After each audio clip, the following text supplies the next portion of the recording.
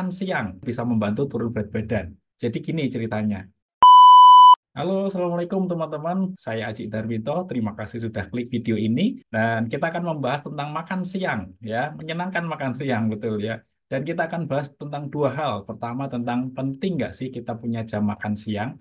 Yang kedua, jam berapa jam makan siang kita yang ideal, gitu ya. Dan kita masuk yang pertama. Kenapa sih kita penting punya jam makan siang yang teratur, gitu ya, teman-teman? Yang pertama, jam makan siang yang teratur itu menjaga kesehatan, ya, terutama kesehatan pencernaan. Teman-teman yang punya masalah mah, punya masalah di gangguan GERD atau asam lambung yang tinggi, penting sekali untuk makan secara teratur pada jadwal yang tertentu dan membuat teman-teman ini tetap lebih sehat setiap hari, gitu ya. Nggak mau kan lambungnya bermasalah, gitu ya, apalagi berlebih-lebihan menundanya akhirnya muncul namanya masalah di kerongkongan atau gastritis atau yang kita sering dengar GERD ya. Nah, gara-gara makan nggak teratur, tambah masalah gitu ya, tambah menurun kesehatannya.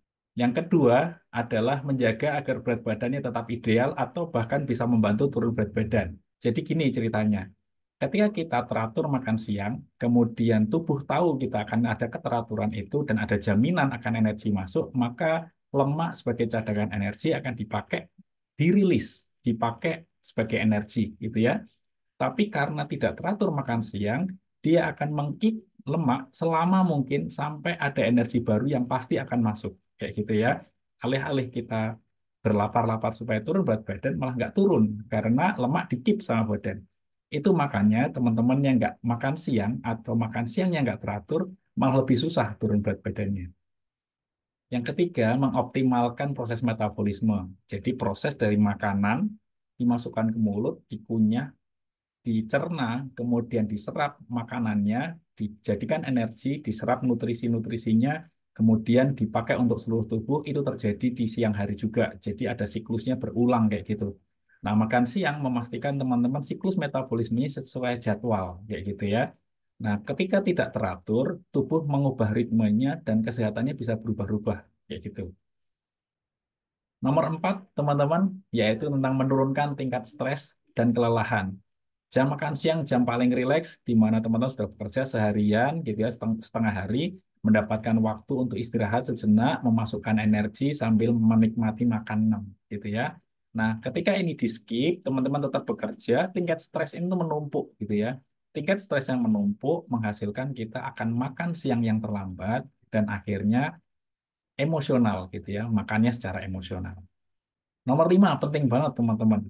Saat teman-teman punya program diet atau turun berat badan, ketika makan siang secara normal, itu waktunya teman-teman akan bisa mengontrol semuanya. Kontrol secara jenis makanan, kontrol secara jumlah makanannya, gitu ya.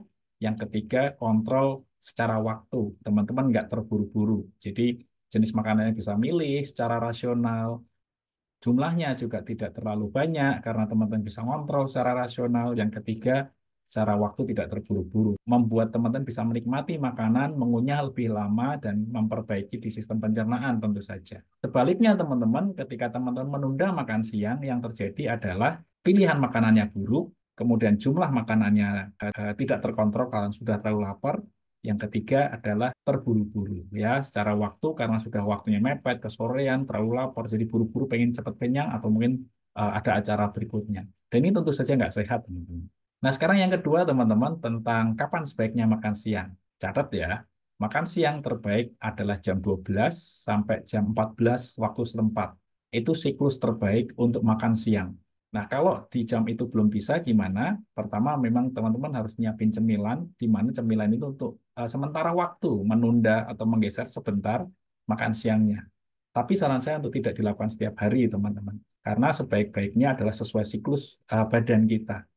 Nah, untuk menjaga tetap pada jadwalnya, teman-teman harus sarapan. Kalau teman-teman sarapan, kemudian ada cemilan gitu ya di jam 10, jam 11, kemudian makan siang jam 12 sampai jam 2, itu makan siangnya masih normal dan tidak kalap gitu ya. Tapi kalau teman-teman nggak sarapan, nggak ada ngemil, apalagi makan siangnya makan siang porsi besar pasti gitu ya. Apalagi teman-teman yang merasa aku udah nggak sarapan nih, aku butuh makan siang lebih banyak gitu ya. Nah, teman-teman soal sarapan, soal ngemil, soal makan siang, sore, kemudian ngelola berat badan, kami ada kelas diet online di mana teman-teman dari seluruh Indonesia bisa join ke kelas diet online kami. Nanti akan dibimbing bagaimana jadwal yang benar, apa yang harus dimakan, bagaimana cara menurun berat badan.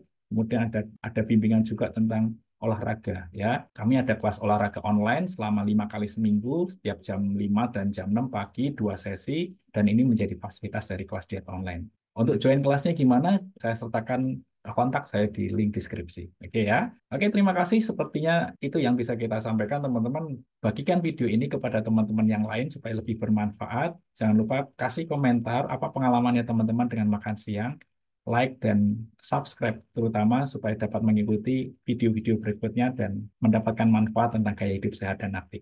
Terima kasih dari saya Aji Tarminto. Assalamualaikum warahmatullahi wabarakatuh.